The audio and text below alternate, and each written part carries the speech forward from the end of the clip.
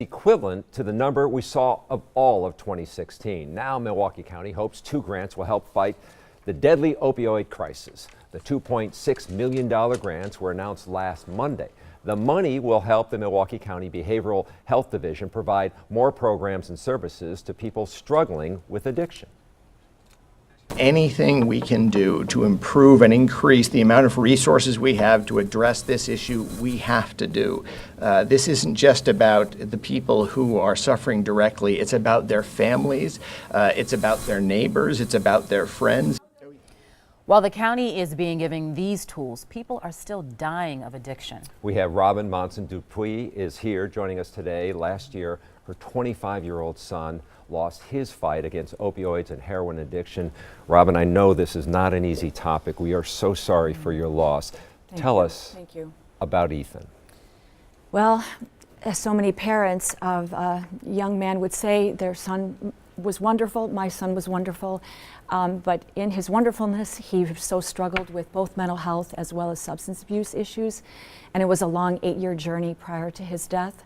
He struggled with depression and anxiety, and as he was medicated by various doctors, was given medications such as benzodiazepines, which are addictive. That moved to opiates that he was prescribed for some injuries due to sports. His wisdom teeth getting out, prescribed more opiates, painkillers, and as he struggled with mental health issues, which 40% of all people with substance abuse disorders do struggle with, he turned to more opiates, and as those got too expensive and harder to get, and then he turned to heroin. And heroin, it hijacks your brain. And at 24, was that the moment that you realized something's changed? Because he was doing well. He was in treatment for a young man. He just kept trying. You had some victories. There were 4 treatment programs he went through, and each time got a little bit better. The thing with heroin, you know, you don't get a lot of chances. One use can be deadly. And so we have some families whose child used once and died. Our son had an 8-year journey of substance abuse, and we thought that maybe he was turning the corner. Came home for Christmas last year. We had the best Christmas we've ever had with him. And then he left to go back to his home in La Crosse and had planned to re-engage with his sponsor, re-engage with his therapist. And as so many people do who are trying to recommit to treatment, there's sometimes the thought of one last use, and he used in a McDonald's parking lot before he left town and never left that parking lot. Mom, can I ask you, is there anything, hindsight now, that you could tell a parent who's struggling with their child that they may see some signs?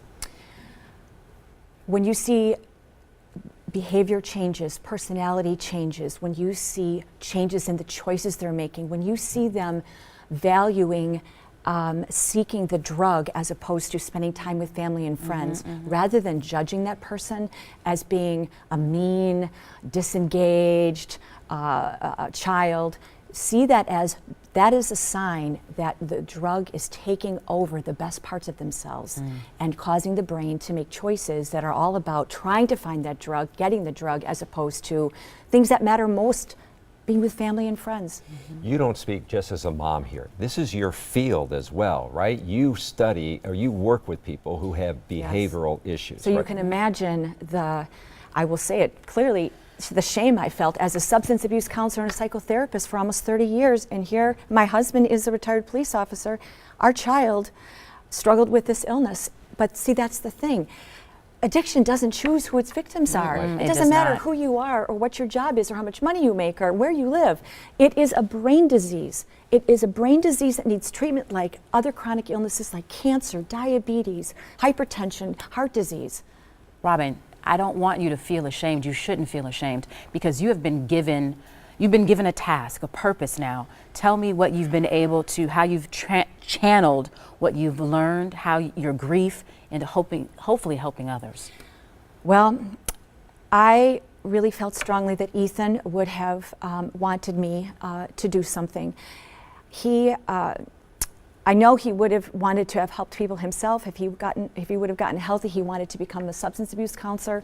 I have become a facilitator for an organization called GRASP, which is a grief support group for family members who have lost a loved one to drug overdose, and wanting to send the message to families that you don't need to feel isolated or ashamed that your loved one died of a drug addiction, that it's okay to talk about it, it's okay to be open about it. In fact, the more open we are, I think that the stigma surrounding this is going to start. I agree. to stigma, the word means marked by disgrace. There's no disgrace in having an illness or trying to recover from one. I see your passion. I hear your concern. There are people out there watching. What can we do? We're talking about it. We're trying to raise the alarm bells. More and more people are finding out about what needs to be done. You talk about this as a brain disease. Where can we go? What channel, what course do we need to take? Well, illnesses need treatment. It's not about saying to somebody, just change. You need help. So a disease requires treatment. And treatment doesn't grow on trees. It requires sure funds. doesn't. So I appeal to people, any opportunity you have to give to treatment programs such as we have at Aurora Behavioral Health Services. We're expanding our addiction services both on the inpatient side and outpatient side so that people can access treatment. And here's the thing, when they're ready, when their motivation is high. You can't say to somebody, I'm sorry, we don't have any room for you for 4 months. Just hang on to that motivation for 4 months. We need treatment when they're ready. Robin, is it safe to say, because Charles, I hear you almost saying, if this is not me yet or anyone in my family, what can I do? How to help? Is it fair to say that not being judgmental, and 2, getting educated on what people are facing when it comes to deciding whether or not to take that drug or to be with family who can support them? Talking about it is really critical. We talk about cancer, we talk about other illnesses. My gosh, we're at parties, we talk about our colonoscopies. We need to be talking about addiction as another illness that surrounds all of us. And when somebody is struggling with it, ask them about it. Ask their family members about it. And provide the support that you can. Not Robin. judgment. Exactly. Thank you so much for sharing your story. Thank you for having me here. Thank you. No problem.